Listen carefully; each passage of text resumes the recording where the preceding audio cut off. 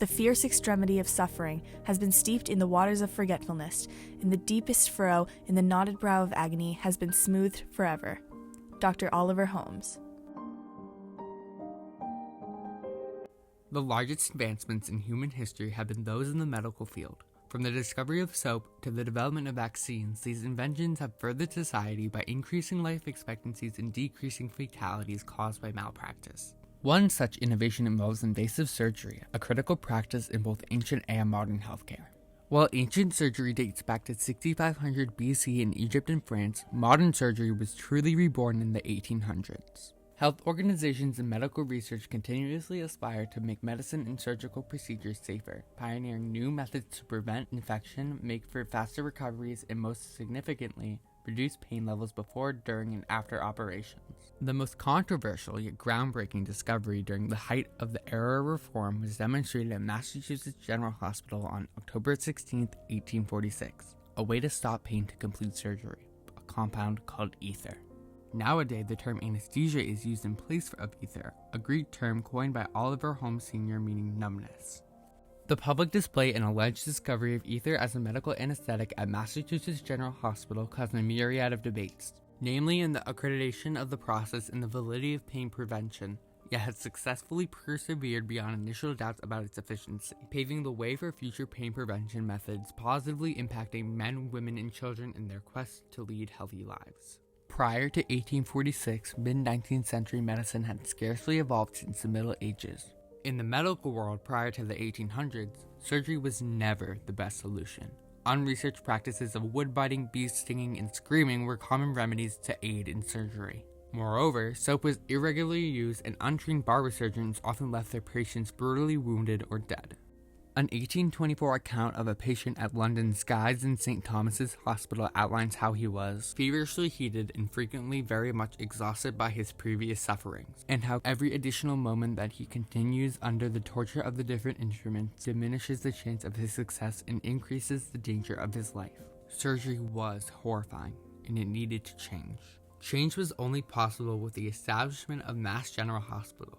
In the late 1790s, John Bartlett dreamed of establishing a public hospital in Massachusetts similar to the already standing state hospitals in New York and Pennsylvania. About a decade later, Dr. James Jackson and Dr. John Collins Warren, both of Harvard Medical School, looked to the Commonwealth of Massachusetts to establish a teaching hospital. Using both this new push and previous efforts, the Massachusetts Senate granted a charter for the Massachusetts General Hospital in 1811. 10 years after the charter was passed, on September 3, 1821, the Massachusetts General Hospital opened its doors and treated its first patient, thus planting the seed for a monumental medical hospital that would change history forever. As the Massachusetts General Hospital grew and grew, the number of physicians did as well. Among these practicing physicians was Crawford Williamson Long. Born in 1815, Long is known in the modern day as the father of anesthesiology. After growing up in Danielsville, Georgia, he sought education at the state's university. He later earned a medical degree from the University of Pennsylvania and worked in New York before returning to Georgia to open his own practice. There he observed that people injured in ether frolics, a term used to refer to intoxication by the gaseous drug ether, didn't suffer pain. After short trials to test this hypothesis, Long found that ether truly and effectively numbed pain. After this scientific breakthrough, Long wanted to test the strength of his ether technology during surgery. Thus, on March 30, 1842, Dr. Long removed a tumor from the neck of Mr. James Venable, marking the first use of true medical anesthetic. For this, Long County and Crawford Long Hospital was named in his honor.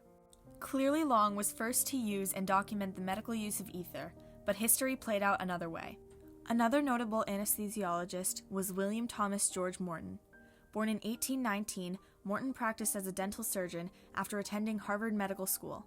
Dr. Morton had continued to work in his teaching hospital, Mass General, with an assistant, Horace Wells, who unsuccessfully attempted to demonstrate the use of nitrous oxide gas, commonly known as the laughing gas, as an anesthetic. Working together, Morton consulted with his former professor, chemist Charles Jackson, on any pain relief remedies. Jackson directed him to ether. Morton, eager to show ether to the public, debated with co-founder and head surgeon at MGH, Dr. John Warren. Morton and Warren agreed to schedule a procedure for the 16th of October, 1846, as long as Morton performed with aid of Henry Jacob Bigelow. Thus, the reveal had been set. The Bullfinch Building, MGH's surgical amphitheater, would hold this display. As Gilbert Abbott, their tumorous patient Morton and Bigelow entered the filled room, all eyes were on the three. Morton gave the all set and the gaseous ether was provided to Abbott. Moments later, the removal of Abbott's tumor began. The first public display of ether had been completed. After Morton's public display, large media outlets started to print the news, and the events were inscribed in medical journals. The Boston community and Mass General Hospital unofficially renamed the Bullfinch Building the Ether Dome. However, this public display sparked three major debates. Long had strived for credit. Obviously, Dr. Long used ether as an anesthetic 4 years prior to Morton's display. Despite this, Long had not published his finding until 1849, 7 years after the original trial and 3 years after Morton's demonstration. By the time Long had revealed his information, Mass General had relished in its accomplishments and medicine had been changed in the name of Morton. Due to this divine power Morton and Mass General held in the medical community, their original publication of public ether use stands.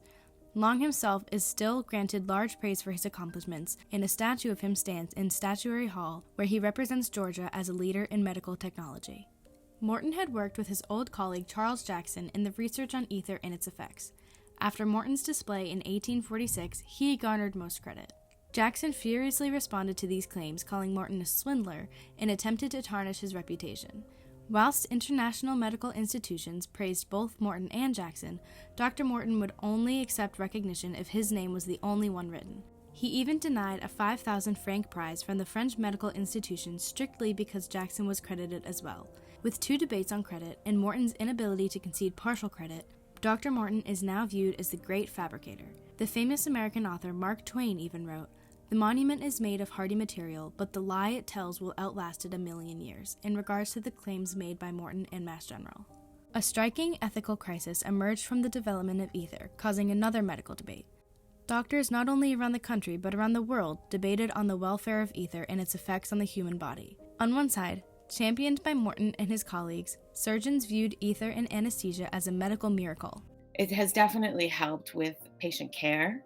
It's improved, as far as them being able to tolerate longer surgeries when required. The ability to stop pain was an unprecedented discovery that would begin a new age of medical technology. On the contrary, other doctors questioned ether and its safety. Professionals argued that pain was a necessity for surgery. It could indicate wrongdoings and imperfections. Despite these skeptics, ether grew and spread like wildfire, engulfing the medical world. It was then adapted and revised to last longer and have stronger effects. Thus, anesthetic development moved towards the forefront of medical innovation. The concept that humans no longer had to feel pain when undergoing operations or other surgical procedures should seemingly have no dissension. Nevertheless, doctors continued to debate the efficiency of ether as an anesthetic beyond the trials given for adult men and women. Childhood surgery was never even thought of until after ether's discovery, and operations on children under 15 increased as success was shown. Throughout the late 1800s, ether was used for anything possible, and twilight anesthetic was developed, most commonly used in childbirth. More importantly, the debates of ether's effectiveness provoked other scientists to search for other anesthetics. Ether was safe, easy to use, and remained the standard general anesthetic until the 1960s when fluorinated hydrocarbons came into common use. Mixing ether in these hydrocarbons became common. Anesthetics used today are almost unrecognizable from the anesthetics used in the late 1800s. Ether has been replaced completely by newer inhalation agents, and open drop delivery systems have exchanged for complicated vaporizers and monitoring systems. Anesthesia has come such a long way, and been able to provide people a lot of fantastic health opportunities that weren't there before. In the words of the New York Times, "It shall remain and always will that the man who convinced the world that by the simple inhalation of agreeable vapor, surgery could be divested of its terrors, half the primal curse that was laid on women be removed, and innumerable lives saved to the world, was the noblest benefactor of the human race that the 19th century has yet produced." The discovery of ether, whilst controversial in nature, changed everyday life for doctors and will go down as the most major turning point in medical history. The successes of medical debate in the ether era have dispersed throughout modern medical innovation, as new technologies must go through rigorous testing, and credit is now given to all researchers involved. Mass General Hospital's Ether Dome still stands today as a museum for medicine and anesthetic, giving home to such an amazing discovery.